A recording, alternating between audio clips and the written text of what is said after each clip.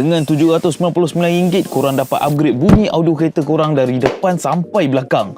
Mohawk datang nak bagi jajan sikit untuk fighter-fighter Beza dengan Myvi. Ini dia Mohawk Plug and Play Combo Kit untuk Beza dan Myvi. Bukan besya-besya, babe. Korang akan dapat sepasang mic bass dekat belah depan, Coaxial speaker kat belakang, dan one and only dekat market sekarang, tweeter yang dah siap dengan sale panel casing. Aku bet dekat korang memang korang tak pernah nampak yang style macam ni untuk Beza dengan Myvi. Menarik kan? Pasang nanti nampak macam Honda Civic, ada tweeter dekat belah tepi kereta, siap ada ambient light lagi. Tapi highlight dia bukanlah di Twitter je. Dia punya mic bass ni pun dapat bagi bass yang better dari standard, dan two-way speaker ni pula bagi korang vokal yang jelas dengan volume yang lebih rich. Senang cerita, kuat, sedap, tak sakit telinga dan sedap untuk dilayan. Tinggal cabut yang lama, pasang PMP combo kit ni, tak perlu tebuk-tebuk, tak perlu potong-potong wayar, boom. Kereta Myvi Beza korang dapat full system audio upgrade, bukan setakat bunyi je, tapi estetik sekali. So, dah ready nak upgrade audio Beza dengan Myvi korang? Stok tak banyak tau, 799 je, ngam tak ngam.